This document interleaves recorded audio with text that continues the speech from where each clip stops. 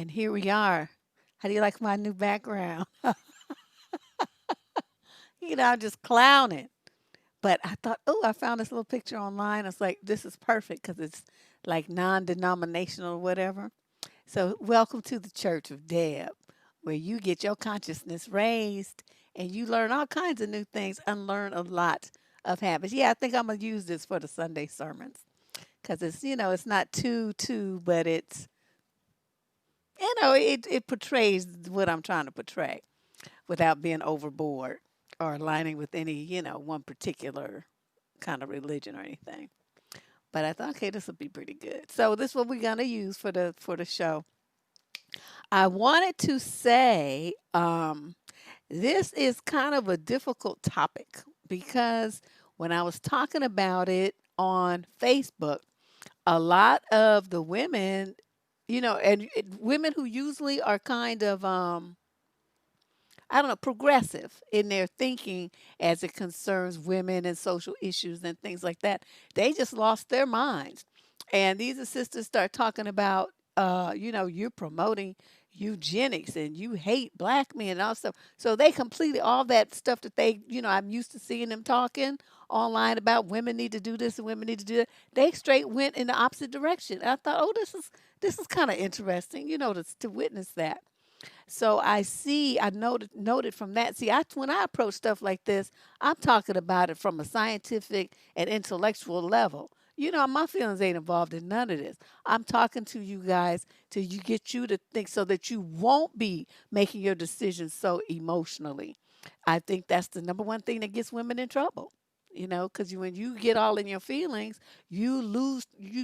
Logic goes out the window, and you're talking about something that's going to impact not only your life but your family, like your parents and siblings and stuff, and their lives, because who you with and who you have your kids with, that impacts them too, right? It can be positive or negative, as well as society as a whole. Because if you breeding with somebody who's got all these afflictions that we're going to be talking about, it's likely that your child is going to have them. And think of the burden that puts on society, not to mention the burden it puts on you and the burden it puts on your family members trying to support you. Most of these things are avoidable, not all, but some of it's going to be, because some of it's environmental. Sometimes shit just happens. But the thing that I think is the most important is I'm going to be presenting you with a list of things that have been scientifically proven to be inherited traits, and they aren't good ones. So if you're looking at trying to, uh, create you're working really hard because you want to create a legacy, right? You want to have stuff that leads so that your generations of your family, people that carry your name and your DNA, have something to launch themselves so that they'll be able to do better next time than you did. And each generation, better, better, better, till y'all are at the top of the pinnacle, right? That's most people's dream. Oh, thank you. Thanks, Elle. Oh, look, I got a tie. I don't even know what to do. Girl, that word that's through me. But she's so funny. Um, we have to think about those kinds of things. So that's what we're going to be doing today. Now, first of all, I want to show you um, a a slide. This was a question that came in, and it was just right on time with what we were going to talk about today. This thing came in, I think, yesterday or something. But of course, this show has already been planned. So I thought, oh, this is timely. She's right on time. And this is what she says. I have a question, and I don't want to seem completely off base, but from what I've observed across the diaspora, do you think something is off with the gene pool? I've been saying that. It may be easily seen in men because of how poorly many are achieving in the competition of men across the world, but also the women who keep selecting and birthing these enablers. Is something just wrong? Is this survival of the fittest coming to fruition? If so, how can women who don't want to be affected by these events, but unfortunately have to be, deal with the legacy and the brunt of the trauma? Now, I'm not sure what she was trying to get at on that last one. I will admit that she took a left turn and I lost me. But I am in agreement that, the survival of the fittest thing. I did a video on that, and I talked about how Mother Nature, human beings have interfered with Mother Nature because we have all these kind of new medical interventions that will keep preemies alive that, haven't fully developed, that will sustain the life of people who are brain dead, sustain the life of people that have, things where they can't really breathe on their own, all this kind of stuff where normally Mother Nature would have eliminated those people.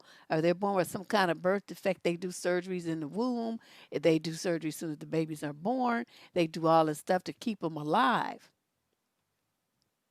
That normally those kids wouldn't be alive. So that means they wouldn't make it to the gene pool, and that means they wouldn't be reproducing. So I'm not saying that people shouldn't. I know people get attached to their kids. I'm not saying that. We're talking about this from a scientific and social level. Okay, everybody understand where I'm coming from with this. It's something to think about. Because of the fact that how since all these medical interventions have been in play, what's happening to the population of the world? Think about it. The increase in violence, the increase in people, what I call throwaway kids, just, abandoned or just discarded, snatched by these governmental agencies that are using your kids for profit. That's another aspect of this that I'm going to kind of leave that out because we have so much other stuff to talk about today. So I thought her question was very interesting, but um, I think the main point, oops, let me get back to this. The main point I want to make is this. Ladies, we got to do better. Because every time you choose one of these dusty bums to be your man, you're not only impacting your life, you're impacting future generations. Not just your kids, but you're basically, you're telling human evolution that's made sure that we are the prime specimens and everybody's healthy and all this kind of stuff, that it's okay to keep producing these useless, dusty, defective, low value bums because they're going to get the same privileges to reproduce as the alpha dudes, the ones with the prime specimen genes and everything else. And high intellect, the good looks, the muscle, the brawn, the brains. So, the man really it's and a lot of advice people and psychologists will tell you this. Yeah, I think even Dr. Phil, that the man that you choose to have a relationship with and father your children by is the single most important decision that you will ever make in your life, because that decision is going to impact not just the quality of your life but that of your offspring, and like I said, your greater family and society as a whole, if you're having a kid with somebody who's got some severe mental illness and violent tendencies. Now, I know I told you guys before I get into this, I remember telling you guys about a guy I dated very briefly, who my daughter at the time was about, I don't know, 12 maybe, 13. And he had a 16-year-old son and a 14-year-old daughter. And he calls me one day to tell me that what had just happened. His son went 5150. Around 16 is when schizophrenia kind of manifests itself.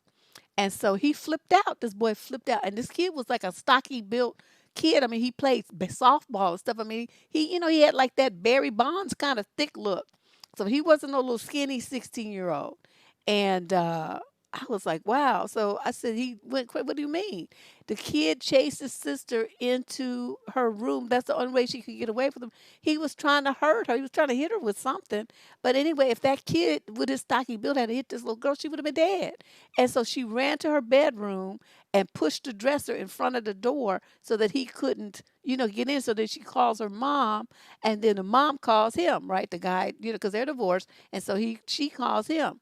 Now, what she should have been calling was 911, but I guess, I don't know. She called him. He tells her, I'm at work. What do you expect me to do? Call the police. That's what he did. And then he hangs up the phone. And he just left his little girl there being terrorized, his son in a mental breakdown moment, and his wife trying to figure out what to do, ex-wife rather, all by herself with these two kids that's in a crisis. And I was sitting there on the phone, you guys, I'm telling you, in that moment, my respect level for this man went underground.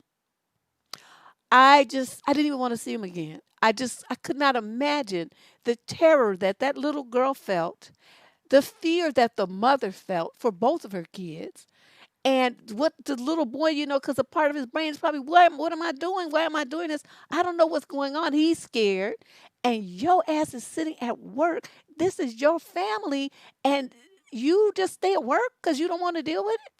I'm telling y'all, and this is a true story. This happened to me. And I was like, this is unbelievable. And so then he's telling me, right, that, the kid he has schizophrenia in his family. His older sister had it, he said. But I had noticed him taking some different pills, right?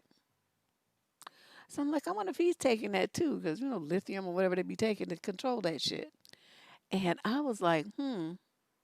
And I told him, well, we're going to break up now. I'm not going to see you again because, see, if your son had done what he did to his sister to my child, y'all wouldn't be calling the police. You would be calling those people that come, at the coroner's office because I would have killed him. You're not going to hurt my child. That's just the way it is. And so I told him, because you start dating somebody, right, your kids are going to be, let's say around the same age. And I said, no, no, no, I'm not going to expose my daughter to your son at all because, that's just not going to work. And so I cut him and his wacky ass schizophrenic family out of my life and got them away from my child. That was the scariest shit. And so that, you guys, was the first. I mean, I knew people that had like Down syndrome in their family. I knew a girl who had her arm was like twisted like this some kind of way, and a couple of people in her family had that arm situation going on. People that have like eyes that are too far, on the side of the head, are very narrow heads, brain spaces. I mean, facial malformations and stuff like that. I knew people that had things like that as I was growing up. But I didn't know, about genetics and DNA and stuff yet until I got into, like high school. So so this was the first time for me to know of a situation where somebody who was crazy, directly genetically associated, right, went crazy and could have hurt or killed someone. And it just woke me up. Since then, I've done a lot of research and reading on it. And if a lot of people say, well, you're an eugenicist, you're saying that poor people shouldn't be able to have children. And those words have never come out of my mouth. It doesn't, with your economic situation, of course, it has some bearing on it because you want to be able to feed and clothe your kids, put a roof over their head and educate them and stuff like that. But that's not the point. There's some people who are poor who provide their children with more love, support, and those kids go out and do better, achieve more than anybody would have ever expected them to because they have that kind of love and support. But whether those parents had money or not, they were still mentally and emotionally prepared to protect and raise those children with every single thing that they had. Now, on the flip side of the coin are people who are not. They might have a lot of money. You know what I mean? Money isn't it. I mean, you want to have enough, like I said, that your kids aren't going out meals and things like that.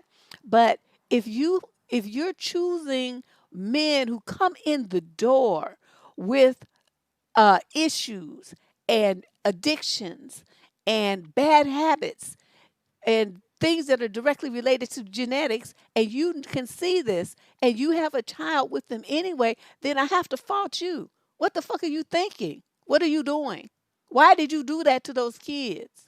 That's a very selfish and it just thoughtless thing to do. Think about all the struggles, especially black kids already have.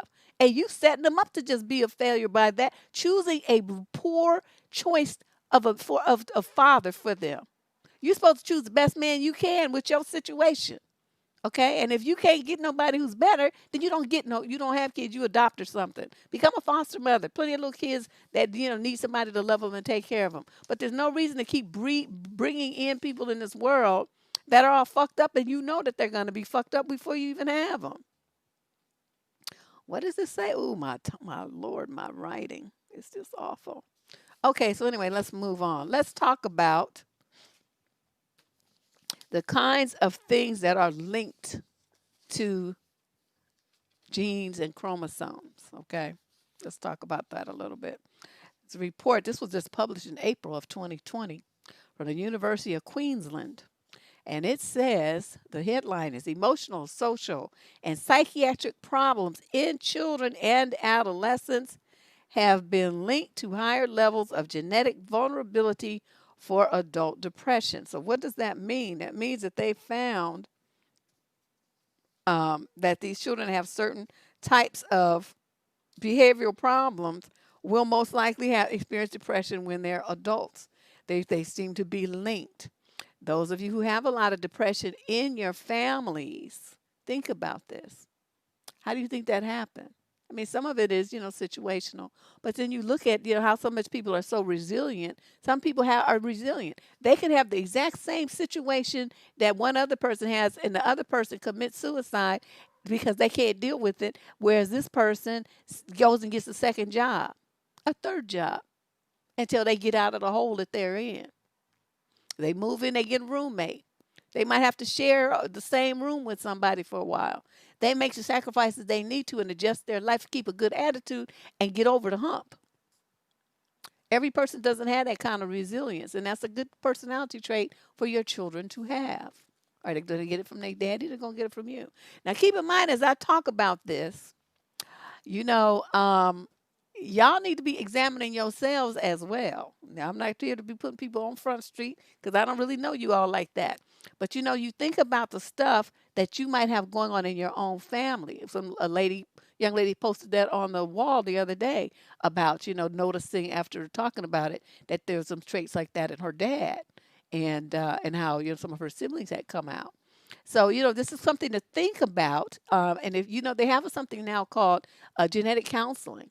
And you and your potential, child's father can go in and they screen for things like, sickle cell traits and stuff like that, cancer markers, all kind of stuff, and genetics so that you can see what kind of things you might be facing.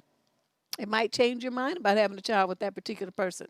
Not like you not don't love them and stuff, but if the risk is like really high that your children are going to have, some really gross things going on, are you willing to take that gamble? And even if they don't have it, they still have the genetics to have it, so then their child might have it.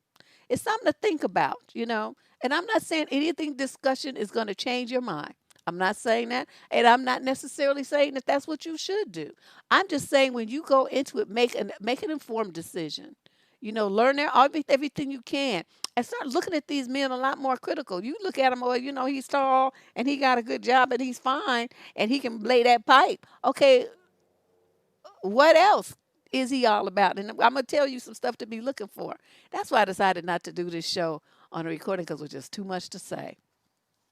All right. So I thought that study was very interesting.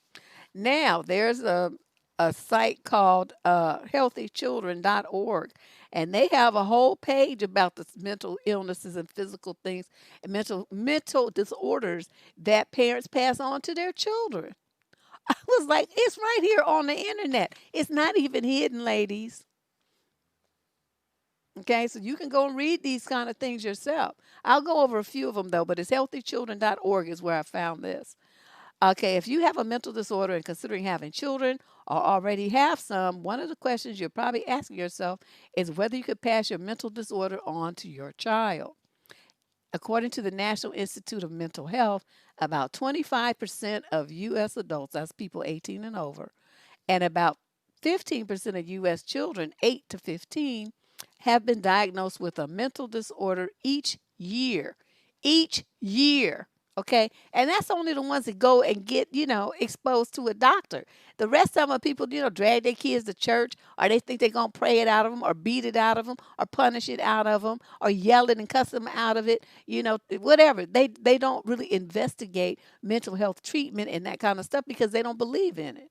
So this is a drop in the bucket. As we can verify from what we see online, a lot of people need some mental health treatment and they just don't get it because they don't think that they're going to benefit from it, or they think that it's hocus pocus or whatever. So the kind of things that you can pass on to your children include depression, attention deficit disorder, anything on the autism spectrum, substance abuse disorders, schizophrenia, which I just talked about, and bipolar disorder. These are things that have been scientifically proven to pass from parent to child. Okay. And they said, what does it mean if a mental disorder seems to run in your family? The chance of someone having a specific mental disorder is higher if other family members have that same mental disorder. Even though a mental disorder may run in a family, there may be considerable differences in the severity of symptoms. This means that one person may have, pretty mild case, while someone else has a more severe case of the same disorder. So I thought, wow, this is kind of messed up. So let's move on from that. So let's talk about some other traits. Prenatal causes of schizophrenia. Oh, that's really interesting. See, this kind of stuff intrigues me. That's why I read so much because my head's always stuck in some book or some website reading something because I just want to know everything. Everything. I don't want nobody to ever talk about something I don't know something about it. That drives me crazy when people talk about stuff and I don't know what they're talking about. It just makes me just go lose my mind. I might not know a whole bunch about everything, but I know a little bit about almost everything. So that's how I do it. So let's talk about these. What traits are inherited from parents? Now, this goes deeper than what we just talked about. Was they're limited their research. This article on healthy children is about mental disorders. That's all. That's all they talked about. Okay. But there's a lot of other, dozens of things that are considered to be inherited that parents give along to their children. There's all these other kind of diseases, like with certain ethnic groups. I think it's the Jewish culture. They have something called Tay-Sachs that they stretch. So and it's like it tends to afflict people who have they're from the Jewish culture.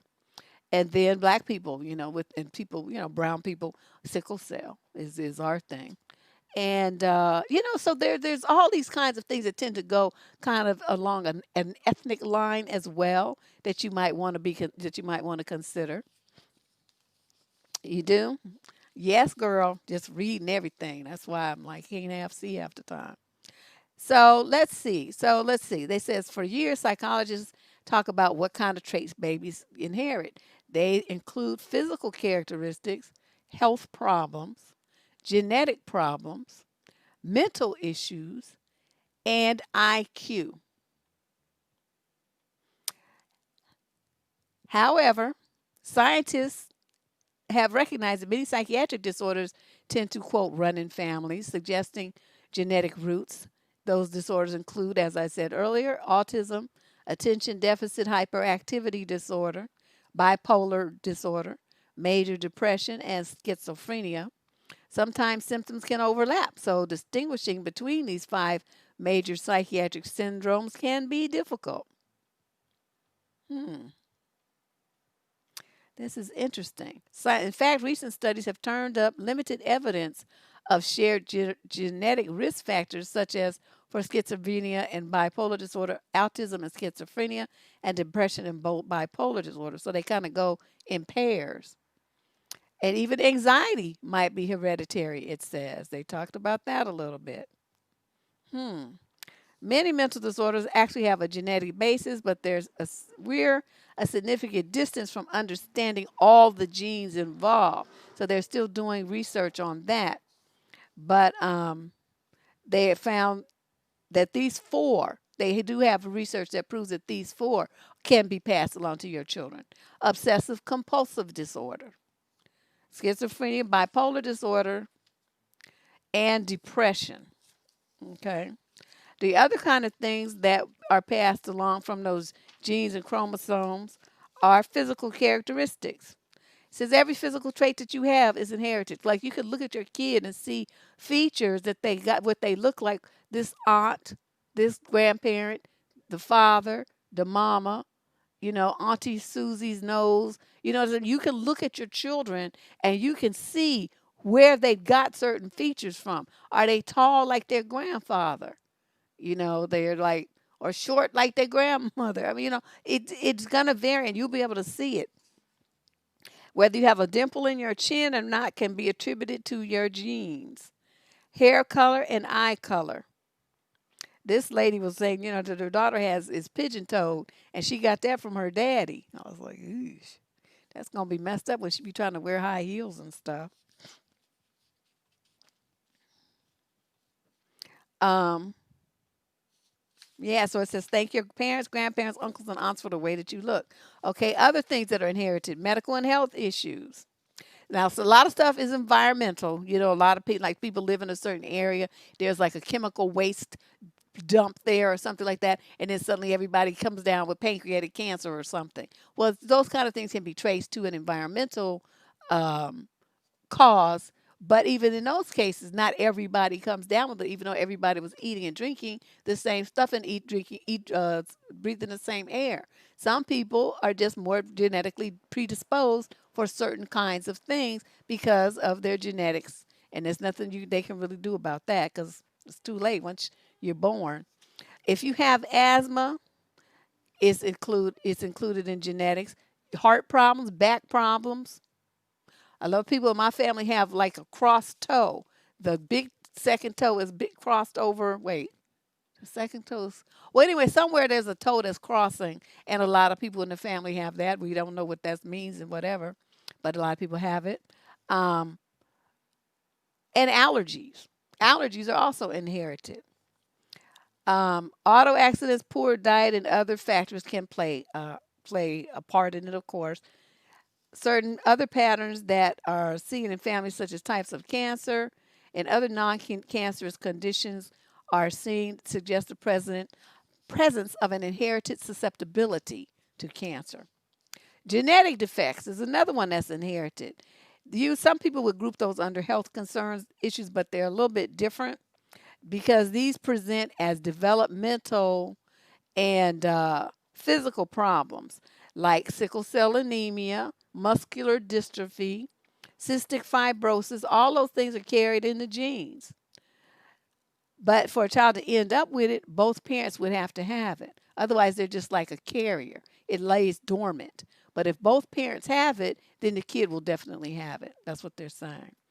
Um, Down syndrome children are born with an extra chromosome, and it says most cases of cerebral palsy are due to lack of oxygen at birth.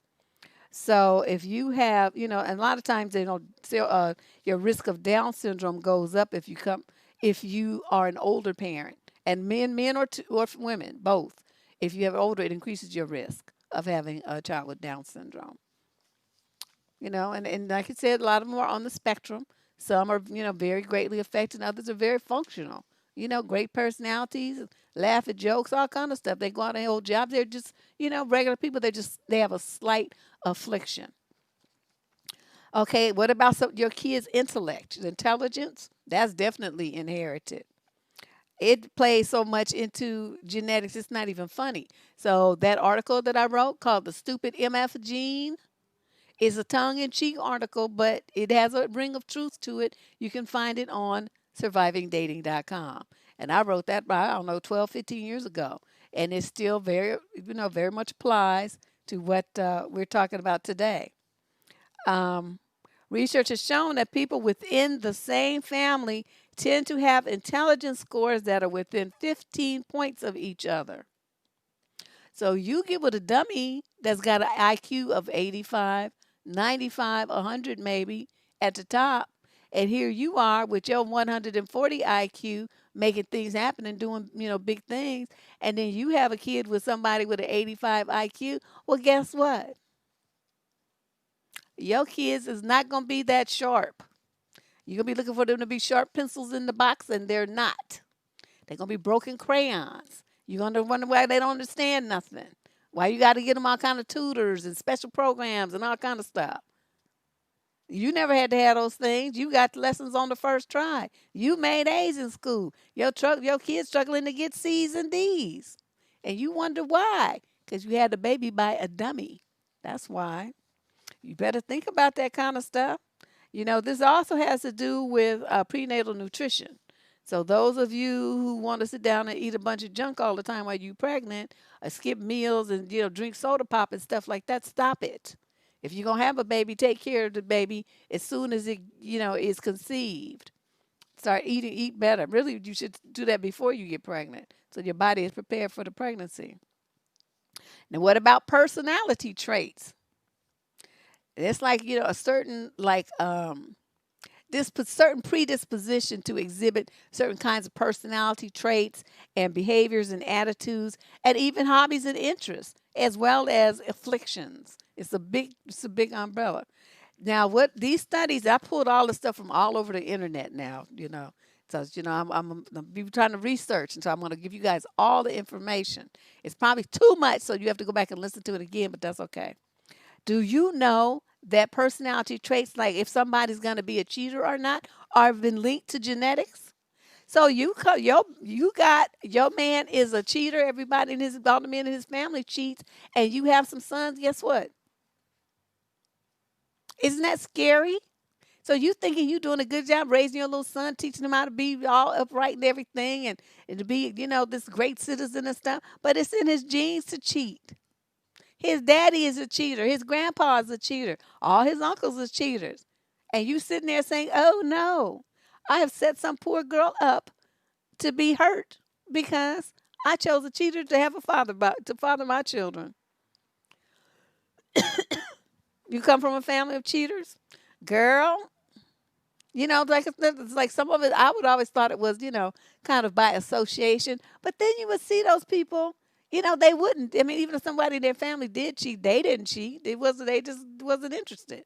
So they're showing that this is a key interest. These guys struggle with trying to not do it more than some average guy who might just do it because it's an opportunity to present itself. He never cheated. He'd been married 12, 15 years, and suddenly this one day he cheated, and he hates the fact that he did it. He hates himself. He's mad. He's upset with himself, this and that. That's not someone who has a propensity towards it. Ones with the propensity are the ones who, as soon as they ask you to marry them, and you say yes, and you celebrate, you on the phone telling all your friends, he over there with La Shanice and them, already cheating. It's in his attitude. It's really interesting. The more I read, the more fascinating it was, I'm telling you. Now, another trait that we don't really think about that is inherited is insomnia. So you got people that can't sleep, you know, they don't sleep good, and then you had this little baby that won't go down, and you're like, oh no, this kid never sleeps. Guess what? He got the genes for it. You should have had a baby by a man who sleeps all the time. This was shocking to me. The whole family cheated Jim Dog. Well, see, now you know. Now you know. This is kind of wild, isn't it? Um, it says children that have mothers with insomnia don't sleep as long or as deeply, but paternal insomnia, that's from the dad's side, doesn't seem to have the same effect. Scientists point out, though, that generally mothers still spend more time with the children than the fathers do, and young children may pick up on their mom's sleep habits. I thought, wow, okay, that's interesting. Okay, poor driving skills. And it says this a team in California did a research that found that people have a specific gene that makes them worse behind the wheel than other people. It's a protein, they did BDNF. It says it assists the brain in linking memory to physical responses, and people with a lower level of driving ability don't tend to have that. I'm like, wow. So now they're trying to figure out if people that have that gene have higher rates of car crashes. So you would know, don't get in the car with somebody that got that gene because you're likely to die. It's like, I was like, oh my God, this is terrible. Fear of the dentist is another one. Levels of your ability to tolerate pain is another that tends to go run in families. And you know how it's like, 'cause some people get a paper cut and they act like they about to die. Other people can have a whole baby and without any kind of pain meds. Not like they was happy about it, but it happened. you know So it's just really kind of interesting. Facial expressions. And this was the most fascinating thing to me because it says that traits like, of course, eye color, hair color, and earlobe shape are genetically inherited. You know how people have like the family big ears, everybody looking like Dumbo and stuff. You know what I mean? Everybody looking like that. The girls get to hide it with their hair, but the boys don't. Um, they also link these things to your facial expressions. And in 2006, they did experiment with people who were born blind or among siblings who were separated at birth. They all made similar facial expressions as their parents and other relatives, despite never having seen them. So it wasn't like they were imitating them. They were blind, they couldn't see. Or they were separating them on the other side of the country, never met them, never knew that they even existed. And so, but they're making similar expressions. So that isn't that amazing? I was just like, wow, this is fascinating. Then they also said your interest in physical activity and slash exercise. That tends, how you have like a family that'll be everybody's an athlete. Everybody's athletic. Everybody plays sports. Everybody does stuff. Kids playing two, three, four sports, all this stuff, right? Everybody's on the move. They want to run. They do stuff. That is genetic. Look at how Kobe Bryant's daughter started. You see what I mean? I mean, she got it from her daddy, and he encouraged it, of course. But the interest was already there. He didn't have to put it in her. So I thought, okay, this is absolutely fascinating. Response to caffeine. Some people, they just have to have it. Other people have even a few sips and they're just the toe up for the rest of the day. They jittery, their blood pressure goes up, their heart races, all that stuff. They can't do caffeine. So that is, RBF. You never know. They didn't necessarily include that, but it is a facial expression. Procrastination as a personality trait. It says for some people, procrastination feels as natural as eating, breathing, and sleeping. And according to a 2014 survey in psychological science, nearly half of the procrastination tendencies can be chalked up to genetics. Wow. How fast you age. Now, you know that's true because you see some people and they just like everybody in the family look old, even the brand new babies look old. You see people like these are the women and the men who peak in their teens, and after that, they start looking like old people. They look 10, 15, 20 years older than what they are. Their skin, they get wrinkles, they gray early or bald early, this kind of stuff. They have a genetic propensity towards early aging. I'm glad we don't have that in my family. Everybody looks good till they be in their 90s. So I'm like, whoo, dodge that bullet. Yeah, they do. They peak in their teens. These are girls, they're like the finest they ever been in their life when they're in high school. And once they get out, it's a downhill slide. Whereas, see, I was a late bloomer. I didn't really start looking like too much until I was in my 20s. So, how you like me now? Okay, let's talk about this one. How much of a sweet tooth you have? That is genetic. See, I'm not a big sweet eater. Nobody in my family is really a big sweet eater. I eat it sometimes, but it's not like a thing. I mean, I don't have to have it. People have given me stuff, when I was working, they give you donuts and stuff like that. And I look at it and then I put it on the side. And then when they're not looking, I toss it in the garbage can. I don't want them to know I didn't eat it, but I'm not eating that. I'm not eating that. I'm just, no, we're not going to do that. So don't ever give me donuts. I don't like donuts. Um, yeah, so these people, they have like sugar cravings. They just can't get enough of it. People that like bitter foods or sour. That's like my daughter. I'll eat bitter, but she likes, she takes it to a next level. She likes sour foods, like pickles and stuff. I'm not like that, but that's her and her daddy. Ooh, they used to love sit around and eat pickles and stick like a peppermint stick in there and stuff. He taught her to do that, and they be sitting around eating them pickles and the peppermint stick, and I just be sitting there just grossed out of my mind. But that's what they do. Oh, you 420 and you look 14 to 16. Well, watch out, cause the pervs are gonna be after you, cause they're gonna think you a kid, little kid. That's what they look for. Okay, fear of taking risks, genetic. You know how some people are just like crazy and just do all this wild, crazy stuff, and everybody in the family is jumping off cliffs and bungee jumping and swimming with crocodiles and stuff, and they all think that kind of just a good idea. And then you have people who, like me, would rather watch you get bitten up on TV and be like, wow, as I eat my popcorn, look at that crocodile dragging her under. That looks kind of messed up. I wonder if she gonna survive. But you know, to them, that's exciting. Whereas for me, that's like the last thing I'd want to do. I'm not doing that.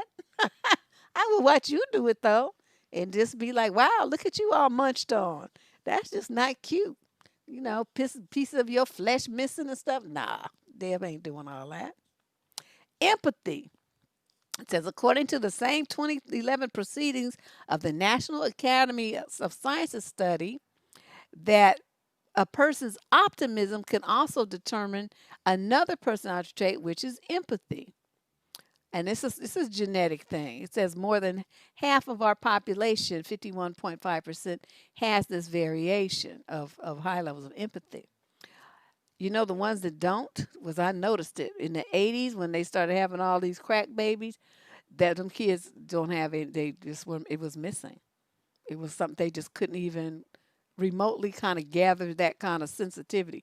It was kind of scary. So you think those people are getting together with other crack babies, and now those kids are having kids. That's where we are now, generationally. And so that could be a lot of good contributing factor to why we have so many wild people out here victimizing other people without even blinking an eye. You know, they just have no empathy whatsoever. They feel like other people are here for them to meet their needs. And high rates of narcissism, because narcs don't have empathy, right? So you know when you look at the change in society and it correlates with something that's happening that's impacted the brain chemistry of the population, then you can kind of start tying things together. So you got all these people now, you know, right? The narc gene. I mean, they just that's all we see. That's all we see now. Nobody, these people don't give a shit about nothing except themselves, and half the time, not even that. You have too much? Well, we need to clone you. I don't know. I think I have just a good balance. I mean, I care about some people, and other people is like, you stupid. I can't be bothered with you. So, okay, then some other things. Ability to trust other people is genetic, linked to genetics. Um, being a morning person or a night owl. Or you be like me, I want to be all of the above. I want to just burn the candle constantly. I don't be, my parents used to tell me when I was a baby that I never wanted to sleep. I wouldn't make noise or anything, but I'd be sitting there, laying there on my crib or sitting in the crib when I could sit up, just looking around, looking, listening to stuff, just like I do now. And they said it was like and I would cry to be like in the middle of where everything was. I didn't want to be like in my room by myself. I wanted to be where they were so I could have something to look at and something to listen to. And they said I was always just like so, just so intrigued with everybody and observant and wanting to, to know. And it was like this kind of thing, like, and I still have that feeling now sometimes. I don't want to miss anything. Okay, I don't want to be asleep and miss something. I don't want you to be reading a book or something that I don't know nothing about and you have some information I don't have. So it's the same kind of thing. And it was exhibited when I couldn't even talk yet, couldn't walk, couldn't even crawl. Just a newborn baby. And I already was exhibiting those traits. So this is the kind of stuff, we got to think about this a little bit more, lady. Sweatiness is an inherited trait. Some people really sweat and some people don't sweat that much. Even doing the same amount, of exertion or in the same temperature, in the same heat, they don't sweat as much as others. Musical abilities. Yeah, some people cannot sing. They like to think they can, but they really be scaring your eardrums. Taste in music is inherited. Like some people like, their genes are more classical or whatever, rock, loud stuff, this and that. And other people like certain other kinds of rhythms, to appeal to them more.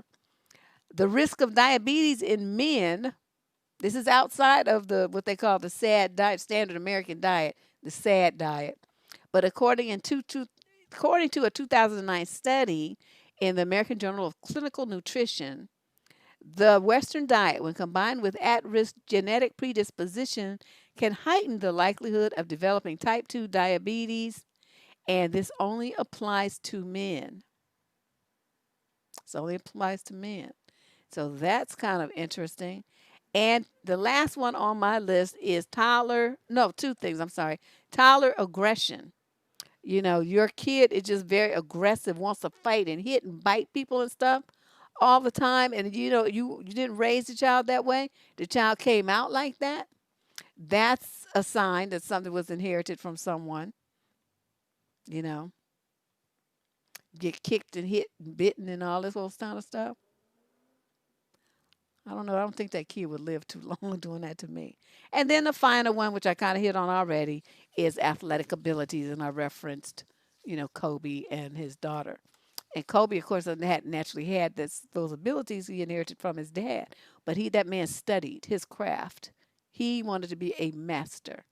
And he did. He, exerted all his energy into becoming the best that he could be. So, as you ladies think about the men that you have interacted with, be honest with yourself. You don't have to type it in here.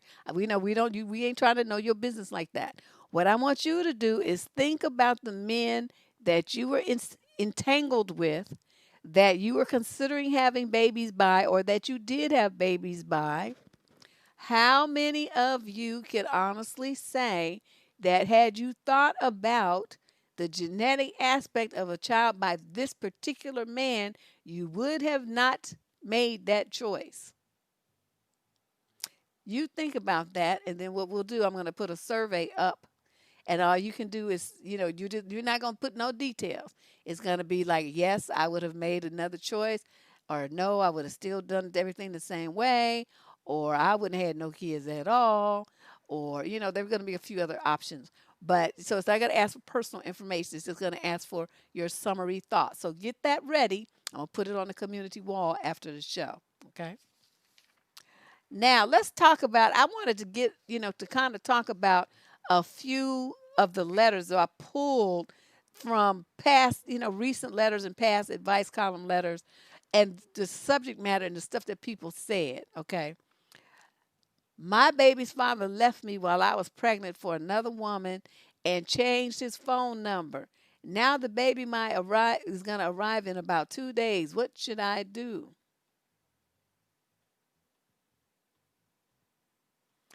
My ex-boyfriend abandoned me and cut off ties as soon as I got pregnant. How can I explain to my baby when she grows up and asks about her father? My boyfriend dumped me after getting me pregnant six weeks ago. I have no support. I'm broken. How do I go about this situation? I'm 31 and pregnant, and my boyfriend left me. What do I do? I hate my life. I got pregnant at 16 and wanted an abortion, but my mom said she would take care of the baby. I'm now 17 with a 6-month-old, and she went against her word. What do I do? Do you think a woman is stupid if she has an unplanned pregnancy and keeps the baby despite being unable to care for it? Now, these are just a few. I could have went on and pulled out hundreds of these. You figure how many years I've been doing this advice column. I have all the columns on a hard drive, an external hard drive, just so I don't know why I keep them, but I do. Going back to 2007. Going back to 2007. Because before that, I was online doing the columns for Net Noir. So those technically, those are that's their property. But I'm talking about when I started my website and all the content is mine, I own it. That started in 2007. And I have all those columns on an external hard drive. Just too much. All the thousands and thousands and thousands and thousands of people that have written over the years, and a lot of them have this kind of theme or some basic type like that, where the woman is pregnant by a dusty bum. Okay? A dusty bum. She's ruining her life. Okay, now let's talk about from the guy's perspective, because some of them write in too. I got my girlfriend pregnant. Should I leave her since I'm a student with two majors and I don't have time for a job? He had time to dip his ween, though, didn't he? But he don't have time to get a job and take care of the kid that he made. You see this? What I'm talking about? Dust. Here's another one. I got a girl pregnant and she doesn't want to abort the baby. What is the best way to avoid being linked to that baby in any way? Should I move states?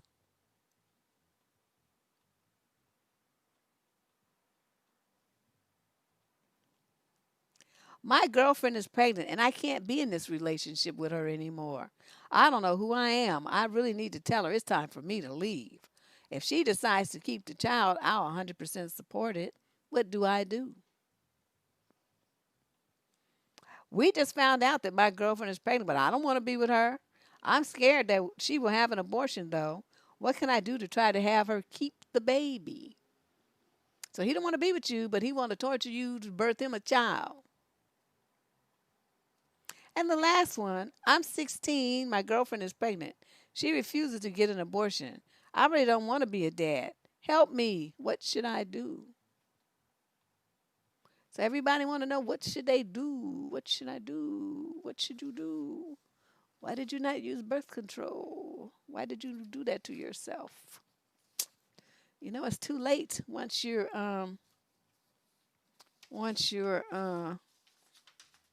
what you call it? Once you're already pregnant, because the only option is that you either have it or abort it. And that's it. You're down to, just two choices here. I was trying to figure out what I wrote, and I don't know. So let's go and investigate what this slide is. Oh, this. Okay.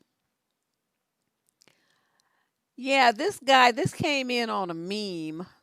Well, I kind of paraphrased it, but I put my own picture. But, to me, this is what, when you have a baby, right? It's supposed to mean that this man is so damn fabulous, so freaking awesome, such a stellar individual that his genes should be replicated. The world definitely would benefit from having more people like him running around in it, right? That's the man who you should have a child with. Somebody that you admire, respect, who's got his shit together, who's a positive impact and it brings joy and wonderfulness to everybody's life, everyone he becomes involved with. He's an upstanding dude. People just love him. Okay? That's who you select to be the father of your child. Who do you not pick? Well, remember the 3 video series we did, What's in It for Me? And I talked about how you need to go for the inner qualities that a man is going to be bringing into your life. You can start there. Okay? You can start there, but it's even a little bit different, when you have, because we're talking about what's relation to you. It's a little different when you're having a child. Let me see what this last slide is. Okay. Yeah, this is perfect segue to what's going on, what I'm going to talk about next. How people have dads, parents, sons, and daughters are different. They're very different because your daughter's first love is her daddy. Now, guess what? If daddy rejects her and daddy ain't shit, or daddy abuses her, molests her, all the stuff, then that little girl is going to have some problems. She's going to have problems. Fathers don't realize how much responsibility, these young cats, they don't realize how much responsibility it is to be a father. I mean, like I said, it's heavy enough to be one to a boy. But when you have a little daughter, you the first example of manhood for her. What you do with her, how you talk to her, how you treat her, whether positively or negatively, is going to impact her life for the rest of her life. What she observes you doing and what she hears you saying is going to influence how she thinks about herself and how she expects to be treated by the other men that she's going to run into as she goes through life. If you have a man who ain't shit. He ain't about nothing. You can't depend on him. He's sometimey. He's addicted. He's in and out of jail. He's stupid. He's a criminal. He's violent. He want to shoot up everybody or beat up on everybody. He only went to the 6th grade. He can't read. He can't spell. He can't write. He can't even do cursive. He only prints everything. He don't know how to balance a checkbook. He never had a checking account. He uses a check catching place. He can't keep a job. His concentration is ridiculous. He ain't read a book since 3rd grade. This is a man, why? Why? Why? Why? Please explain to me why you would choose that to be the father of your children. Ladies, I mean, I know, and I run into this, and I'm not trying to be mean. I want everybody to understand this. This is a social issue discussion.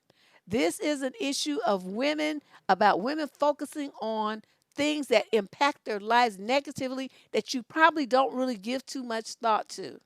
I want you to change that because I want you to start thinking about stuff more before you do it. Don't just be going off all willy nilly, emotionally reacting to stuff. You have to think about what you're doing and what's going on. What is that perfumey smell? I'm smelling. One of my neighbors must be smelling, spraying something. Um, this is just so very important. God, you do your kids such a disservice. You just do them such a disservice. So let's talk about a few more things because I think what's happening. I categorize these types of men into two types. Okay, there are the men who are high value, which are the guys that we're talking about in What's in It for Me. They bring it. They bring the heat. They bring the intellect. They bring the support. They bring everything. Them the dudes that you want. Okay, we might even have to go to blows over because I found him first. He's mine. But then there's these other ones who want to run around and think that they are entitled to a woman because they have a job, an apartment, a car, and they went to school. Not realizing they have so many of these other traits that we're talking about that you're going to be eliminated as a mate by any woman who has good sense. And I would hope that that's most of you. Okay? Yes, Roger that. As you say Roger, I think about Roger from that show. Go home, Roger. Okay, so let's talk about what is a low value man. A lot of women think, well, the guy is high value if he makes a lot of money or he spends a lot of money on me or he gives me money. That's very juvenile thinking. That does not make a man a high value guy. Okay. Now, when you think about the man who brings value to your life and to that of your children, this is a guy who is going to impact. I mean, he's got your future, your happiness, sometimes your health, like your mental health, because in a bad relationship your mental health does suffer and your physical health does too from the stress. So you got a guy, by choosing the relationship that you choose, it's going to impact your health, your mental and physical health, possibly your wealth, as because you got somebody who's a sponge, as an albatross around your neck. He ain't doing nothing to build you up. He has no plan, no direction, no purpose, no nothing. And he's disrespectful. He treats the children like they're nothing. He treats you like you're nothing. And you have this, and you're trying to create a relationship and a happy home with this piece of a man that's trash. He's trash. And you don't have kids by trash. You just don't do that. You got to stop looking at these men like, well, he's interested in me. Yeah, but I mean, so? I mean, is he worth being interested in? Because a lot of times, trash will blow down the street and it'll wrap itself around your leg. What you do, you just bring it home then? You're supposed to kick it off and let it keep blowing. It's trash. Okay, but you don't know, you want to bring it home because it's like, oh, look, it's breathing. It's a man and he's interested in me. And, he say, we're going to be a family and we're going to do this and we're going to do that. He's the homosexual looking for a place to rest his head. And you bring him in your house and feed him and all this old stuff. And he's useless. You're not looking at the fact like, okay, he picked me up on the street. He's a low class fool. I wasn't doing that great either to let that happen. He don't have no job. He don't have no money. He hustling or selling barbecue on the corner and shit on the weekend and everything. And that's how he makes his money. He don't have no job. He don't have no education. What are you doing? Why would you want that over your children?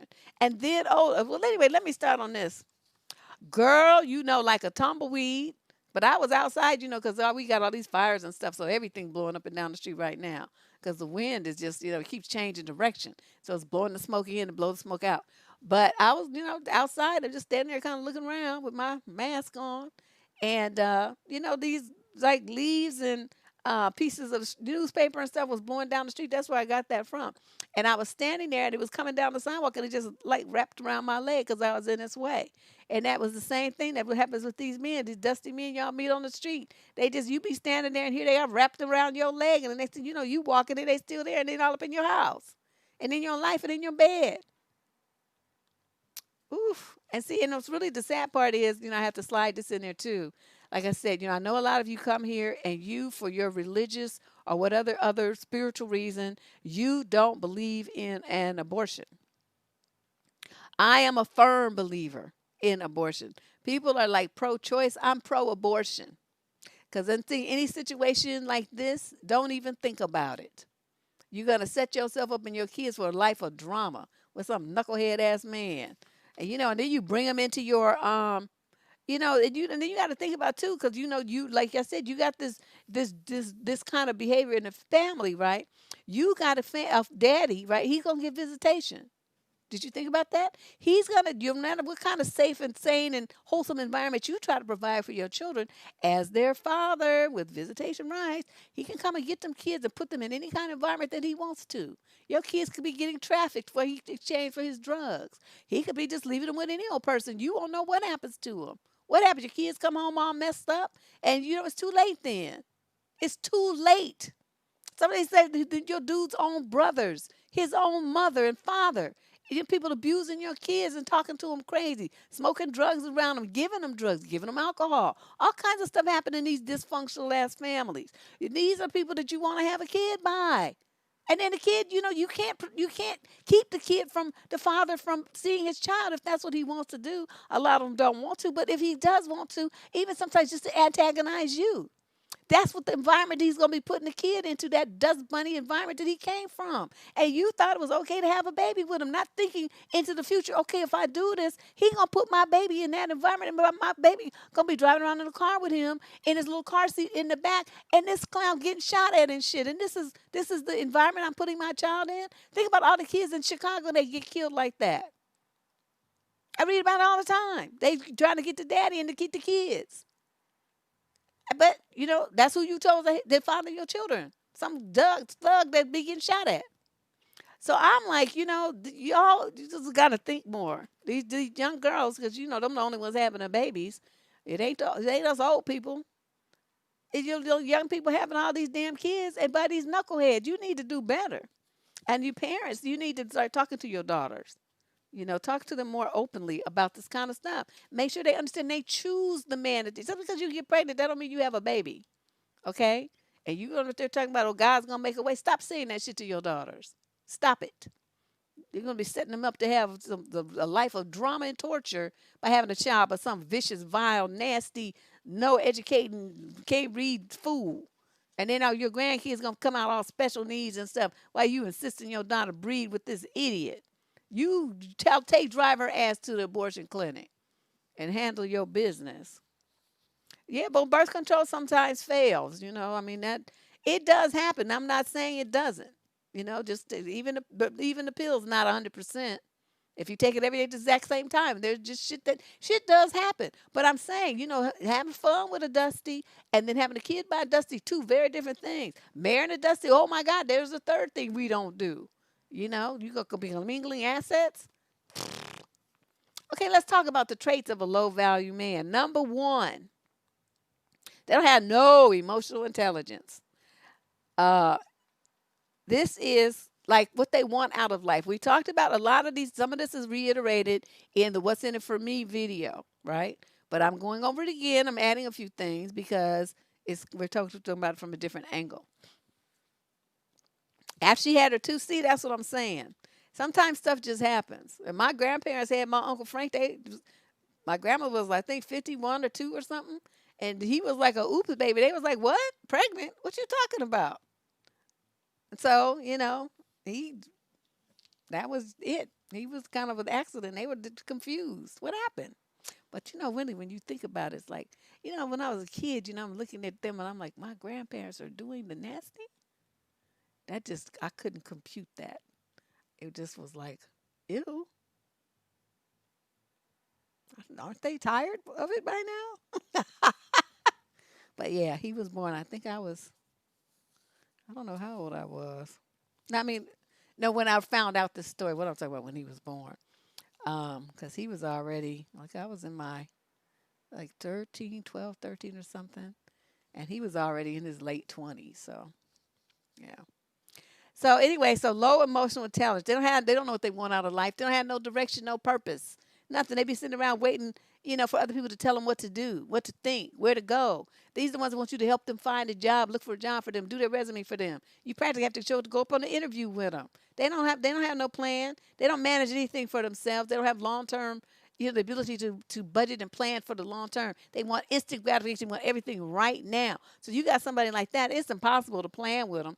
These are the ones that you go and set up a savings account, right? Because y'all going to buy a house, and then he's the one that pulls it out and buys them $10,000 rims because he wanted them. And you're like, but what about the house that we were saving for to buy? Well, we'll just keep saving. I just wanted these rims.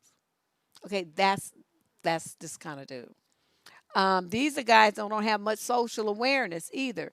So they have very poor social skills. They're kind of what we call socially awkward dudes. And really, a lot of people don't really like to be around them. So these kind of guys you will tend to see when you get in a relationship with them, they just glob onto you. You're like their only friend. You're the only one they talk to and stuff like that. It's exhausting as hell. And they don't really know how to manage a relationship. You know, they don't do their best at it. Number two, he has no drive. Now you have a goal. You're working towards things. You're going to school. I'm going to get this. I want to become a that. Right? We had a letter. Like the guy was like against the woman going back to school. He didn't want her to go to school and get a promotion. He didn't want her to do anything to better herself because he wasn't. And because he felt like, when somebody was telling me how they were like their girlfriend got a master's degree and he was all mad about it because he felt like, well, instead of congratulating her on helping them both come up because they're married, right? He's like, well, now I'm the stupidest one in the house. That's how he saw it. So he felt like he was in competition with her. Okay, a dusty. That's a dusty bomb. No matter what else, is going on, how much money he makes and this and that, this is a kind of man that will break you emotionally to make himself feel better. So, that's I spend all this time trying to explain all this stuff to you and guys, give you ladies the tools to recognize this kind of nonsense when it comes down the pike. You don't pay attention, just pay attention to what they say. Think about why they said it. Okay, what is going on in his head and his heart and his mind that makes him think that's okay? And that's where you're going to find the real man. Okay, because somebody who really cared about you would never say any shit like that to you. But so now I'm the dumbest one in the house. And you know me, I would have said, yeah, you're right. You are. Wow, how does that feel? To look in the mirror and know that you're the stupidest person walking around in this whole building. The most uneducated, the most useless. How does it feel? Because, he would have tried to, don't say stuff like that to me because I'm going to rub it in your face. And I'm going to rub it in. I'm going to rub it. So I was just appalled that he would say some shit like that. Okay, but yeah, they don't have any purpose, and they don't actually do anything. These are the guys who, okay, they have no hobbies, no interests. They don't want to get a promotion at work. They don't want to go to school. They don't want to do anything. They don't want to do nothing to advance or improve themselves. But so, every man though wants to feel like he's a winner, right? In some way or shape or form, he's won, he's conquered something. The thing he's gonna try to conquer, number one, is you. And then number two, he's gonna sign on to be like, the number one sports fan of life. He gonna buy the season tickets. He gonna, get the big screen TV with the surround sound and stuff. Have, his sports room set up and all this stuff. And so he associates with his team. He calls the team his team. So if his team that he ain't getting no money from wins a game, well, he runs around like he won the shit personally. If the quarterback throws something and makes him fun, he's just all upset like he did it. It's the most amazing thing. I know, have you ever seen that? It's the most amazing thing to see. I don't even know what to call it, but they really get this thing like, if the team that they're rooting for wins, they feel like they've won. That's the kind of guy that I'm talking about. But he don't do shit himself. Okay, he not gonna do nothing that's gonna make himself be a winner. He just gonna get it vicariously through these other, sources. A lot of these are fathers that push their sons to be, like top players in different sports and whatever like that. And while he don't bust a grape, he don't do nothing. He ain't exerting no energy. He just pushing his son, like all his dreams and glory is tied up in his child. That's a lot of burden to put on a little kid. The other one, okay, so first they don't have any goals, right? The other one is they do have goals, but all their goals are negative. All of them on the side of a low value man. Everything that he wants to do is negative. Like, for instance, he wants his whole purpose about whatever he's focusing on is about destroying something or someone, usually you, or a group of people. How do they do that? With their words. Oh yeah, busting a grape. They ain't gonna bust a grape. Nothing. Um, yeah, they don't. They destroy. They destroy your self esteem. They destroy relationships. They destroy your businesses. They destroy your credit. They destroy your vehicles. They destroy your home. They destroy your children. They're out to destroy, maim, kill, and destroy. That is how they feel good. They also want to antagonize someone or a group of people. Now, how do they do this? We see this a lot online. They come in and they start, waging war on all the women. Oh, you're feminists. You're just, that's why you're single and this kind of stuff. So they want to try to come in and put you down and basically get antagonize you, trying to they do it here. They try to anyway, but we know that trick. We boot them out of here. They want to come in asking stupid questions totally irrelevant to what a group of several hundred women are talking about.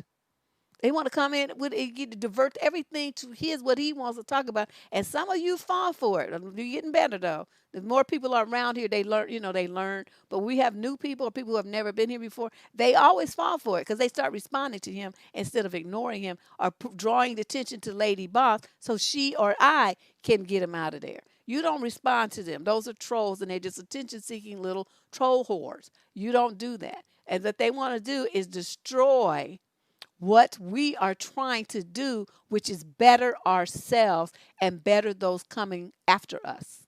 That's what they're trying to do. This is, I mean, and it's intentional. So don't just think that, it's an accident and he just happened to fall in. No, no, no, no, no, no. They have a script and they execute the same thing every place they go to antagonize the women who are confident and independent and self-starters and self-thinkers. They don't want that. They want you to be the submissive kind that listens to his drivel. They seek to make as much money as possible no matter who gets hurt, no matter who they use, no matter who loses. They don't care. It's all about them and how much money they're going to make. Dealers, number one. They destroy whole communities. They don't care as long as they get paid.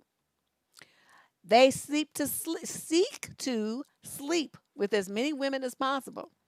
This is regardless of the fact that they're in a quote committed relationship, married sometimes. That doesn't have anything to do with it. It's all about what they want and their focus on getting doing what they want to do at your expense. So the woman that they made this promise to, she's expecting a certain kind of relationship, right? She's got a certain kind of trust in him, certain belief system, and then suddenly he's doing this and he's doing it and he's hurting her. And then he hurts her over and over and over because sometimes you stay in a relationship, you got kids, you trying to work it out, you go to counseling, you do all stuff, but he does it again and again and again, and he knows he's hurting you every time. He knows he's destroying you and his kids. He don't care. So see, this is somebody with an agenda to destroy.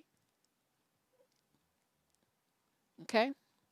They do other stuff too, but that's enough of that. Let's move on to the delusional, egocentric monsters.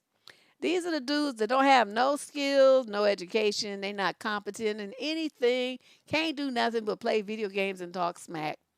They might be able to play basketball or something. Um, they don't have any history of success. They barely have a job. They don't have any money. There's no real prospects for them. But yet he's going to be walking around like he's just the king of the world, with his ego all stuck out.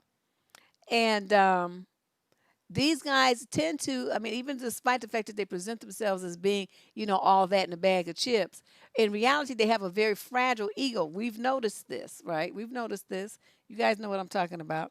So they say something and you correct them or you tell them no. That's the main thing they really hate, is being told no, or that they don't know what they're talking about. Are they stupid, dumb, just a dummy man? Whatever choice thing that, that may be said back to them. And they just fly into a rage. And they feel like you're attacking their ego. And keep in mind, you don't even know this person. Okay, this is online.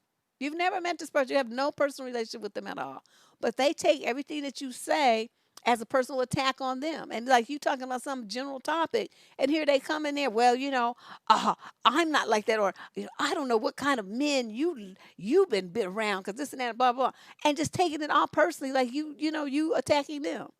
It's like, clown, I don't know you, get out of here. Psh, block. We have a thing. It says hide user from channel. Click, which is essentially block. That's like we don't deal with whining men here. So these guys, they tend to be, they don't develop themselves. They stay the same. A lot of them still think the same that they thought in middle school. The same goals, the same dreams, the same behaviors. They have not grown at all. They're always defensive and they're very touchy, and they tend to be vindictive. They want to get you back for some imagined slight. These are the guys, right? You walking down the street and you don't say hello to them. They want your number. You don't give it to them. What do? They want to throw stuff at you, cuss at you, chase you down the street, all this kind of stuff, hit you. Why? Because they're angry that you didn't give them what they want. You didn't boost his ego the way he wanted you to. This one, they're apathetic. They don't want to care about anything. A low value man doesn't care about things that could make him more high value. He don't care. He don't want to do nothing. He don't want to care about what he does, like for a living, what he does behaviorally, socially, what he does in his relationship and how he treats you, how much he makes, how he can improve and develop himself and to be a better man, a better person, a better father, a better husband. He ain't trying to do any of that. He don't even give a thought to who his friends are. He's bringing these kind of people around, his house and stuff. And, around his kids, or bring the kids around them. And he really doesn't pay too much attention to his relationship. Even the women tell him, honey, we need to spend more time together. Honey, I need to talk to you about something.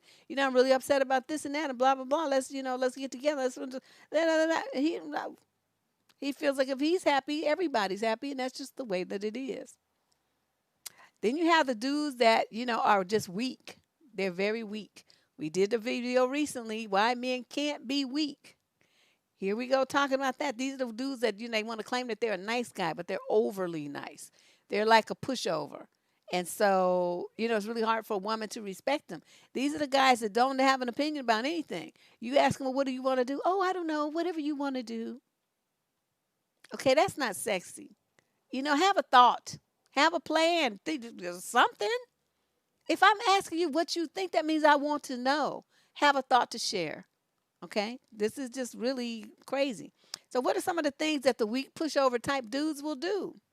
They don't enforce their boundaries. They just really don't have them. I remember a guy we were talking about. His brother was kept wanting money from him. Right, the brother was kept saying he was going to be a model or YouTuber or some fanciful dream he had. And he's in his 30s, and the little brother is the one going to school and working and was trying to go save up money to go to the United States so he could, like, get married here and have a family here in the United States. And so, he didn't have boundaries with his brother, kept giving him money. And that's what he was writing in about, you know. So if you're overly nice guy, you're not going to have boundaries. They don't have boundaries with their women. Like the guy, remember the kid who wrote in the other day about the girlfriend telling him that he did too much when the dude's father grabbed her butt? She was mad at her boyfriend for defending her, you know, and he listened to her. I would have beat my daddy's ass. So they let people disrespect them. These guys, you want the guy, getting disrespected by other men or whatever. And sometimes that's wise, especially if you're outnumbered and you don't have your Glock on you and stuff.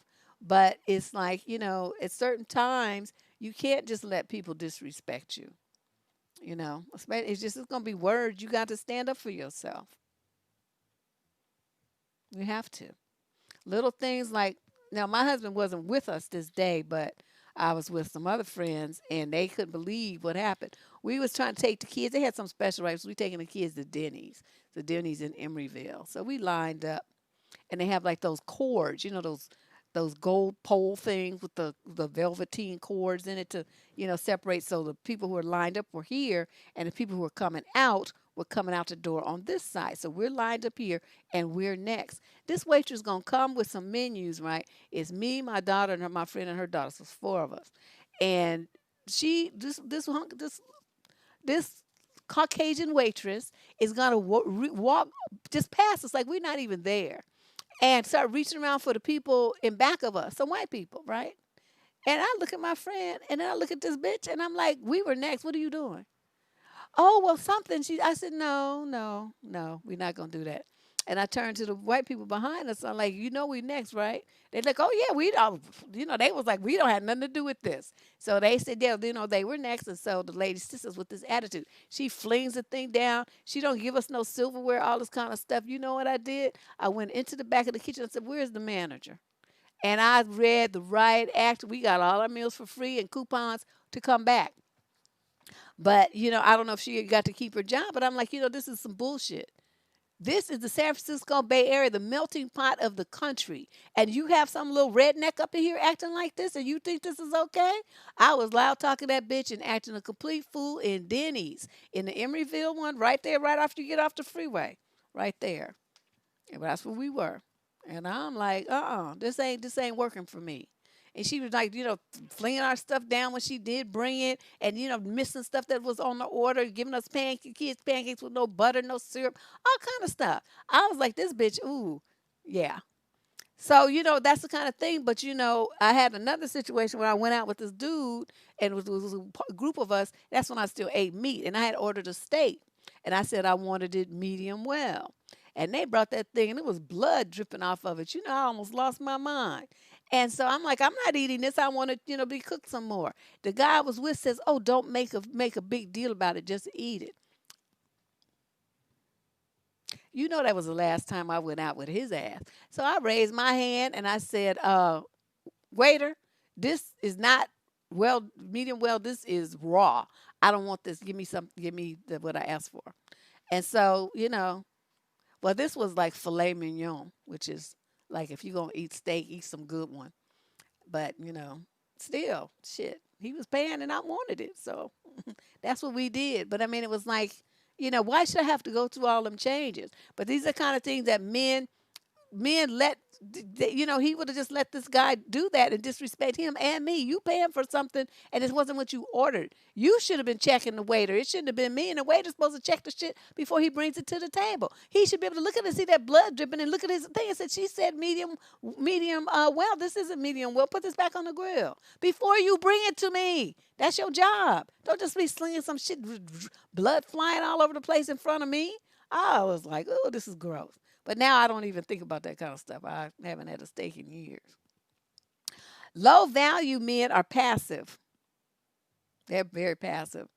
They don't have the courage to speak their mind about anything. They don't say nothing. They'll just let people just run over them and tell them what to do. And if he's no, if he's not dealing with something really well, he's going to be passive aggressive about it. He's not going to just directly say anything to you. This ain't working for me. This and that, blah blah blah blah. He gonna start throwing stuff. You know, making sounds. You know, breathing all funny and just acting stupid instead of opening his mouth like an adult or doing the silent treatment, all that kind of stuff. Or thinking you're gonna be walking around on eggshells while he, pouts and everything. Please, you could pout till your lips fall off. I'm not gonna be chasing you to talk to you. I will go on with my life, and you better get the act together within 24 hours, because after that, I'm tipping out on your ass. And I'm going to go and hang out with some men who have some sense. So understand what time it is. Either you talk like an adult, or our relationship is going to be real rocky from this point forward. I'm not dealing with that kind of stuff. I'm not going to do it. We having a problem, motherfucker, talk. And that's just the way it is. These dudes are also needy and thirsty. Oh my God. These dudes, the thirsty ones, just all up in your inbox, all up on your phone. They want to hear you on the phone talking for hours and hours at a time. Don't want you to do nothing, to go nowhere. I need you to be on the phone with me while I drive over here. Well, when I get off of work, let's, talk on the phone until I get home. No, I don't have that much to say to you. I don't have that much to say to you. I'll just talk to you when you get back. It's just unbelievable. And, yeah, they just very insecure. They're very clingy. And these are the kind of guys, like, if you go somewhere or something, they are just lost. They're lost and confused. I know some women and husbands, they have to like cook for them and put the food in there labeled with what day, when they go on a business trip, what day he's supposed to eat it and how long he has to microwave it and all this kind of stuff, because he's such a big baby that I guess he don't know how to go get him some food at a restaurant or a burger or something. He go to his mama's house to eat. I mean, what? I mean, do something with yourself. But that's how these women do them. I'm like, your ass would starve waiting for me to do it. You better feed yourself. And this one, he lacks internal strength because other people can control his behavior and other people have his self-esteem in their hands. Even as simple as the guys online, right? You make a post, be one of these thirsty bras and make one of those posts. Oh my God, all men are kings. Men are just wonderful. You're all gods. I just can't stand it when women talk about you wonderful kingly creatures. You're just the best. You're the bomb. You're awesome. I apologize for anything that may have been said that hurt your little feelings. I'm so sorry. Okay, make a post like that and watch what happens. Watch how motherfuckers come out the woodwork. People come from countries you ain't even never heard of to post on your thread and tell you how wonderful it is. Thank you, Queen. Thank you, for recognizing our greatness. Oh, listen, their egos is all tied up into what some complete stranger posts on the internet. Now, you saw how I came out with all of that. I could post that and stuff. Would I mean a word of it? No, it would just be a way for me to fuck with you. Because once all of you said all that, I would start ripping you a new one and tell you how trifling and sorry and weak you are. That's what you need to boost your self-esteem. That's how low it is. You have no sense of confidence in yourself. You can get it from a complete stranger on the internet. That's not even talking about you. She is saying in general. And you take that as a boost to your self-esteem, you are sorry, sir. If that's you, dude, you need to check yourself, because that is just wrong. Shut up, Michelle. I'm just saying, that's just, that's something's wrong with you if that's the way that you have to feel better about yourself. Plus, they real jealous. They real jealous because they real insecure. These are when they want to check your phone and follow you and stuff. Where was you going? Well, who was you with? Well, who else was there? Was any men there? Well, who did you talk to? Well, what did you say? And they start asking me questions like that. I don't answer. I just look at them until they stop talking. I say, now that you asked all those questions, guess what? I'm not answering none of them, because I was where I was at and I was who I was with, and it wasn't you. So you don't need to be bothered about it. Man, okay, And these ones that don't have, they don't want you to know what they think or feel, right? They're scared. They're scared that you're gonna know them or something. So they, yeah,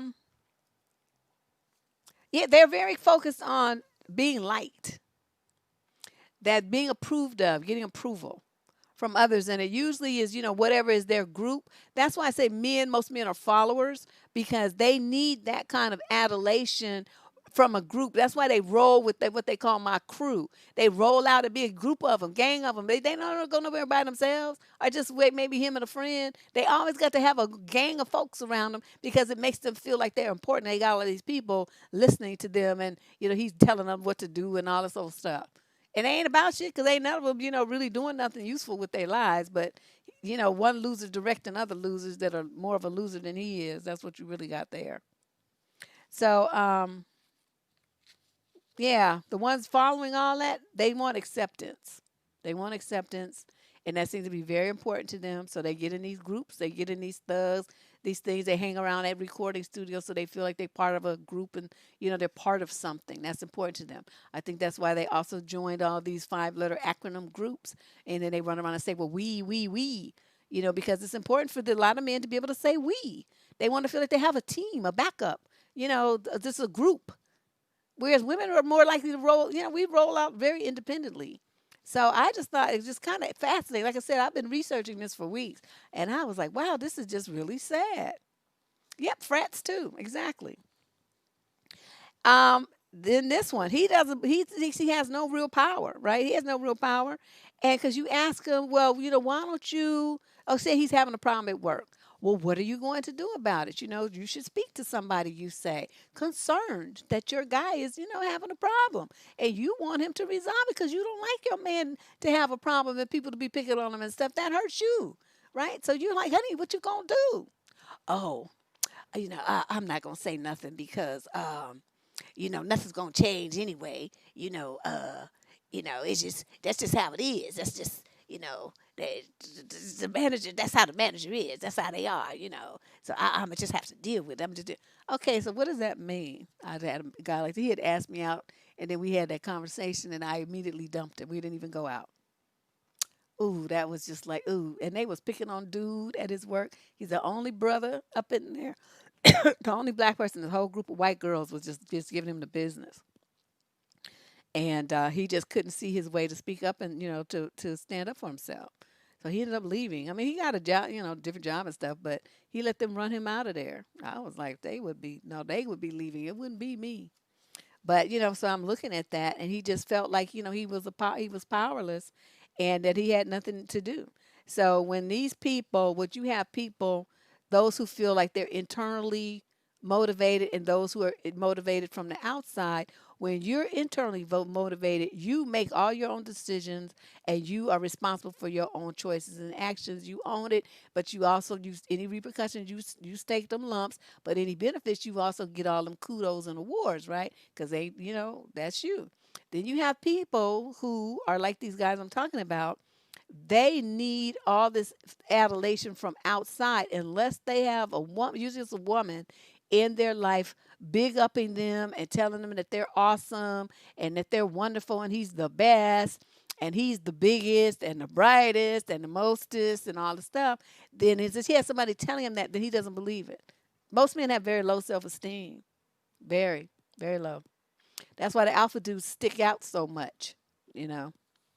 Yeah, he needs you to boost his ego. That's where that submission comes in. Why it's so important to people with low self esteem. They want to feel like they have somebody that they're telling what to do. They want to feel like they have somebody who's lower than them. It makes them feel better, you know. And then the final one, these are guys who, well, there's a few here. They violate your boundaries, right? They hate it when you say no. They get angry because you don't give them what they want. The guys who put you down, when you're an insecure, low value man, that's how they do this negging thing that they like to do. Those are all low value, insecure men. There's no reason in this world why you would have to put somebody else down and try to hurt somebody to make yourself feel better. You're getting you thinking you're getting a benefit, some kind of perk. Your life is better. Your situation is better. You feel better after you break another person's spirit. These dudes are toxic as hell. And they're like all over the internet. And they have classes. And these idiots pay thousands of dollars to go to these seminars and stuff and learn how to abuse women for the sake of trying to get them in bed. That's what they're teaching. So that's why I'm on the counter path. So it's like they come at you with all this trash and drama. They want to be negging you and putting you down or trying to, what they call escalate, where they want to try to touch you inappropriately and all this stuff. Kick them in the nuts. Don't put your fucking hands on me. You lost your mind. I don't know what kind of pickup artist nonsense you trying to run here, but it ain't working, dude. Keep your hands to your damn self before you draw back a nub. I'll put out my switchblade. I'm telling you, these dudes, I don't know, something's wrong with them. Okay, so anyway, yeah. So anyway, they have very damaged and low self-esteem, right? And a lot of them, what they will do, the reason why, you thinking they're attacking you because, it makes them feel better, which is part of it. But it makes them feel better another way in that if they feel like they break your self-esteem and confidence, you don't take care of yourself like you did. You don't look the way that you did. You don't have the friendships and the joy in your life that you did. They feel like your chances then, you're more attached to him. He's more become the source of your um what's the word I'm looking for? Your validation. He set himself as the sole source of your validation to where you don't even trust yourself anymore. That's their goal. So that your whole sense of yourself and who you are as a woman is in his hands. So he can yank your chain anytime he feels like it. And once he has you there, he feels safer that you won't leave him. That is the whole purpose of all these games, to try to manipulate you into staying with him no matter how he treats you. You'll be so shattered as a person emotionally and mentally that you won't think that anyone else will want you. And so why would you leave? That's what they want. That's what makes them feel better. These type of guys are also very concerned about their image. So they will, when they step out on the street, they be looking like $1,000 with a like GED and $9.95 an hour job. But he really, he should be putting that time and energy into developing himself as a man. So see that part about the 5-letter group that starts with an M, that component of their program I'm in full agreement with. But it never used to be part of a program like that. It was just growing up to be a young man, maturing into a man. You take care of your business. You do stuff. You develop yourself. Those were the things every young man was supposed to do. But now they have to have a special group for it, and they posit it as being something that's in opposition to women. No, fool. Your ancestors are the ones who told you to be like that because of women. And you trying to act like it's, now because you doing it because despite women or something. They twisted. They don't even know history. Most of them are so young. They don't know nothing. And they don't have relationships with their fathers and grandfathers to go and ask them. So they could get the facts of how these things came to be and the structure of manhood prior to the crack era of the 80s. That's when everything went downhill. And finally, these two types of guys, and this is what you need to look at. They have that phrase where they say birds of a feather flock together. Look at your man's friends. Look at his family. Look at who he chooses to hang out with. Not that he's forced to hang out with. Like you have a work event or something. A lot of them dudes might be knuckleheads. He works in a warehouse or something. They're having a company dinner or a company event or something. So he hangs out with the guys. Somebody getting married, so they all go out and have a drink or something. He's hanging out with them then. That's not necessarily a choice. He's doing that because it's part of his employment and it's expected as for the culture in which he works. Okay, that's different. That's what I'm talking about. I'm talking about the people that he chooses to be in alignment with in his private life, nothing to do with work, and it's all a choice. He picks up the phone and calls them. He goes to where they are. He invites them to his spot. Those are the people that he's associating with voluntarily, and those are the ones that you pay attention to. And look at how they conduct themselves. Are all his friends cheating on their girlfriend? Does he have friends that beat on women? Does he have friends that disrespect women, say foul, vile things to them? And he just laughs it off? Understand that your man is trash. Okay, because if he's not checking his friends, say, man, don't be talking like that around my woman, around my girl. You lost your mind. Don't be doing that kind of shit. It's disrespectful. Okay, if he's not saying things like that to his quote friends to teach them how they supposed to treat him and his woman, then you got a dude who's trash. He's trash.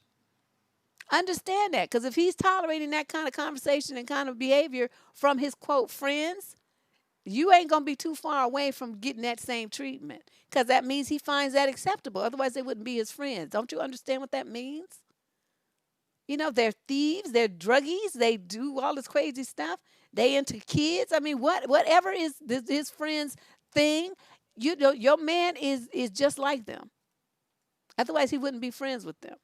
And it's the kind of thing like, if they were childhood friends, those kind of guys tend to drift apart. I mean, he'll see him when he goes to the neighborhood or whatever, barbecue or some weddings and stuff like that. But he ain't bringing them into his house, and he's not going nowhere with them because he knows the next thing the car will be pulled over and the police will jump out with guns drawn. He's not trying to get involved in no mess like that. So he cuts ties with them.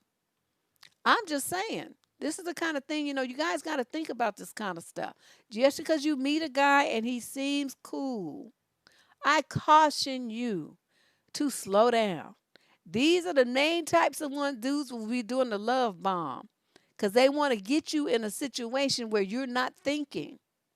You're responsible for that. You're responsible to think for yourself. I don't care what you have to do. He calls you 5 times, you answer the phone once. That's how you make yourself have the time and the space to think about what's going to be best for you. You don't just roll into a situation just because he calls you and want to stay on the phone all night. You don't have to do that. You don't know how to say, I have to get off the phone now. Or when he calls, you say, well, I got 10 minutes and then I have something else I need to do. How you doing? Put parameters around him. You don't let him just run in your life and run amok. Yeah, but that's what a lot of you do. You go to work exhausted the next day because you stayed on the phone talking to him all night when he don't have a job. He don't have the responsibilities that you do. Stuff like that. And what you doing talking to some man who don't have a job? No way. I mean, I know it's, people in a bad situation right now, but you know what? He needs to be putting his energy into that, not trying to find somebody to get vertical, horizontal on a mattress. So watch out for these men who have these mediocre associations, mediocre friends, and he's happy with mediocrity. So in all, I hope you guys, what is this? Oh, yeah, I'm going to save this for another show. We're going to talk about what qualities make a man a good father, but I'm not going to do that today. It's kind of off track here. Right now, we're talking about, the things that you should be looking at to make sure you do not have a child by a guy with these traits, with these afflictions, with these attitudes. Because whatever attitude he has that he's displaying towards you, he's going to display it towards those children. Do you want your children to have to suffer like that? You want them to be emotionally abused, called names, abandoned, tricked, treated like, like they're nothing. Do you want that for them? Or do you want a man who's going to be there 100% to really raise them, to have their back, to be their buddy, to be their, strength, source of strength and protection? That's the kind of man you have children with, ladies. You don't have one with just because he want to have one with you. What does he? How does he deserve that? How does he deserve to replicate his genes and his DNA, and have a child running around here looking like him? Does he deserve that? Be honest. What about him is so fucking fabulous that we should have more like him on this planet? Think about this. It's not, I'm not trying to be mean. And like I said, some women accuse me. This lady accused me. She's like, you're all into this eugenics. You just don't want black people or poor people to have children and this and that. I'm like, I'm going to say this. Have you looked at the numbers of foster care? Have you looked at what's going on with the laws around pedophilia? Have you looked at the high rates of human trafficking in this world, most of it involving children? Where do you think they're getting all them kids from? Think. You don't have the abilities to take care of your kids and keep a close eye on them? You got too many kids for you to do that? You should have stopped at one when you could have handled that? None, maybe, because your life ain't together like that. So your kid is, getting exposed to all kind of stuff that he or she should not be getting exposed to.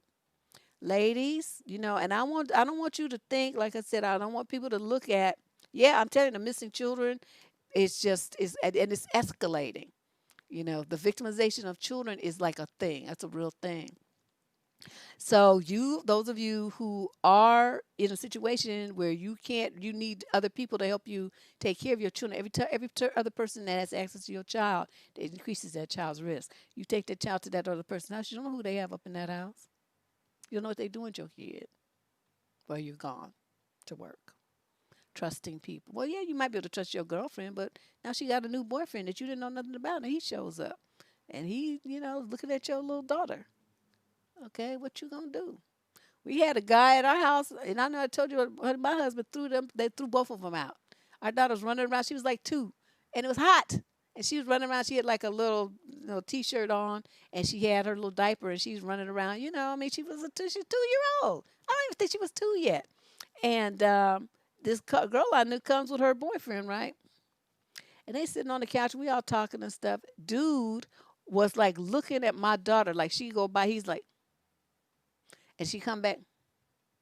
Now she's an adorable baby, don't get me wrong, but his fixation, his look, it was no, that wasn't the right kind of look. It wasn't look like, oh, and then he back to the adult conversation. It wasn't like that. He was fixated like a predator on her. My husband sees it. He jumped up and started cussing like there was no tomorrow. And I'm looking at him like, what in the world is going on? He good that dude pushed him out the door, tells my friend, get your ass out here. Don't you ever come back with this blankly blank blank blank to my house. And then as he's closing the door, he's telling me, you stay away from her. Don't you bring my baby around this bee and this and that, blah, blah, blah. He was like going off. And I was like, it took a while for him to calm down and tell me, the whole story. But he said he had been watching dude the whole time. And he said dude licked his lips. Now it ain't paranoia, chick. We know what we saw. You don't be telling them nothing like that. We saw this motherfucker with our own 2 eyes in our house. That ain't fucking paranoia. You the kind whose kid would get all fucked up and then you be saying, oh, well, I didn't think it was a big deal. No, we threw his ass out. Well, my husband threw him out, and I was just like, oh. And I mean, he was adamant about it, and so I did not go back over there as long as she was dealing with dude. It's something. So you got to pay attention to that. And these men are slick. They slick. And some of these mid teenage girls and stuff will be molesting kids too. Oh well, good. I'm glad you told me. Let me. Uh, yes, there we go. Yes, yes, we go. So anyway, that is what I have to say for today. If you have any questions about this topic, just questions about this topic, do not send post advice questions under this video. Please, post them up, and we'll try to address them as soon as we can. Um, on the channel wall, we're still taking suggestions for Sunday sermons. This was a suggestion that was suggested by one of you. Um, we have What the Fuck Tuesday coming up on Tuesday, and the last DNN show of the season will air next Friday night. So be sure to send in your memes and screenshots and whatever you've been holding on to. This is it. This is your time to shine. Email to survivingdating@gmail.com with the subject line Dusty News. Dusty News. That's what you're going to say. But thank you, everybody, for showing up today. Please go out and give this some thought. Those of you who are still of, childbearing age and looking to have a family, this is the smartest, this is going to be the hardest decision that you have to make, because it's going to affect, like I said, not just your life and your greater family, but those children's lives as well. A whole bunch of people are going to be impacted by your decision of who you choose to father your children. It is a mandatory, just unbelievably important that you make a smart decision. This is Deb Cooper from survivingdating.com. I'll see you all on Tuesday. Go out and enjoy the rest of your evening. Bye-bye.